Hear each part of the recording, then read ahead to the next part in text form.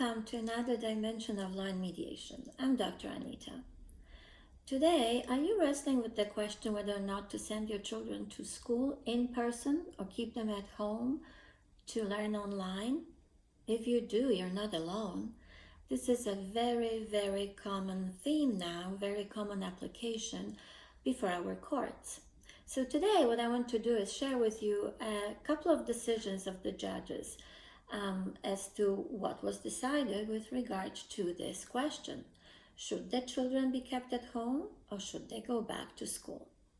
So there's an early case from Quebec, and what I mean by that, let me put in perspective. So the pandemic started in mid-March. We are now in very early September, and this decision in Quebec was from May, but it dealt with the September return to school. And here the judge declined to order the children's return to school in person because a family member was suffering from autoimmune disease, and that would put that member at risk. Now, there's a more recent decision from late August from Ontario, and it concerns a 9-year-old who was enrolled in grade 4 in French immersion school. This was an application that was brought by the mother, and the mother said, I want to have the only authority to put this child in school because I think it's better for him to go in person. And dad said, well, no. It's much better for this child to be at home until the protocols are tested and we know that the child is super safe at school, nothing will happen to him. Just to give you a little bit of background, this is a relationship when the parties got married in 2004, separated in 2016, divorced in 2017. Both parents worked out of home. Mom is an account manager and the father is the software developer. So mom was saying, well, better, the little one will do better at school because it will be face-to-face learning, and he's had some issues with adjustments, and his emotional needs and his social needs will be better met. Plus there is research and there are breaks at school when it comes to exercise, so there is recess and he can play with his classmates, so he will be active that way physically, and that will be good for him. So what does the father say? He says, well, I can also help him with French. I will use Google Translate and help him with homework. I can play with him as well. He can roller skate. He can play hockey in the driveway. So that will be all okay. And, that's fine. He will do much better. I'm really concerned about the risk of catching COVID-19. So let me just take a look at the decision and what did the judge say. So she says that there is a consensus between the Ontario government and medical experts that at this juncture it is not 100% safe for children to return to school. However, the risks of catching COVID-19 for children are being balanced against their mental health, psychological, academic, and social interests, as well as many parents' needs for childcare. So all of this was taken into account, and after careful consideration of the evidence before her, she ordered that the child indeed be registered and attend school in person.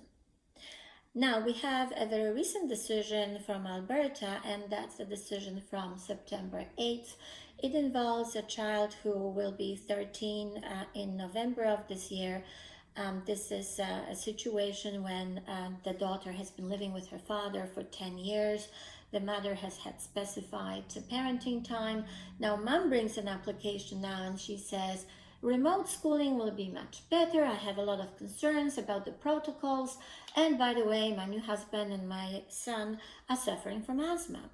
What does the father say? He says, well, the protocols are reasonable. The government looked into that. The health experts looked into that. I, the father, think the child should go back in person. And by the way, this is her wish to go back. It's enough of that 6 months sitting at home. So First of all, the judge makes an observation about how the parents communicated.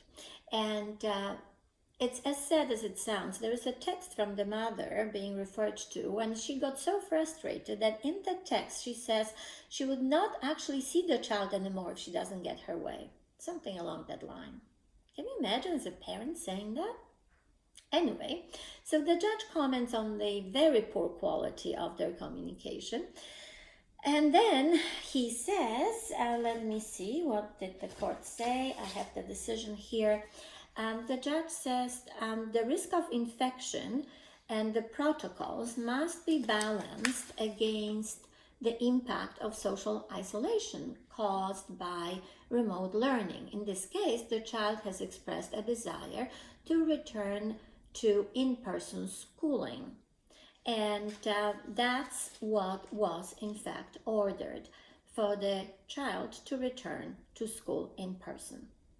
So you can see from these decisions there is a common theme.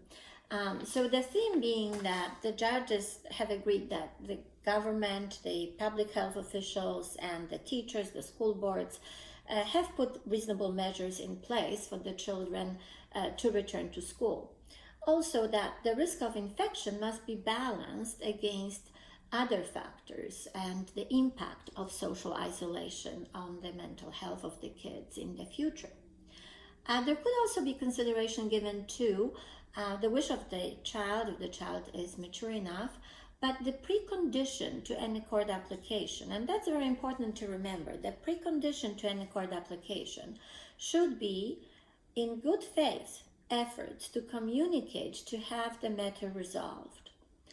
And in closing, I want to refer you to the final words of the Ontario Justice, who says in her conclusion here that school attendance in the midst of the pandemic is a challenging issue for many parents. Unfortunately, for some separated and divorced parents, this is another battleground, one more arena where their child may become the prisoner of the war. Don't let your kids go to war. Listen to this judge. She continues. I note that in this case, as in all other cases currently before the courts, the mother and the father have delegated the authority to make the decision respecting their child's in-person versus online attendance at school to me, a judge, who has never met the parents, who will never likely meet their child. I would encourage the parents to return to mediation, as this is a process that empowers them to make these important decisions. I will reiterate that, couldn't agree more.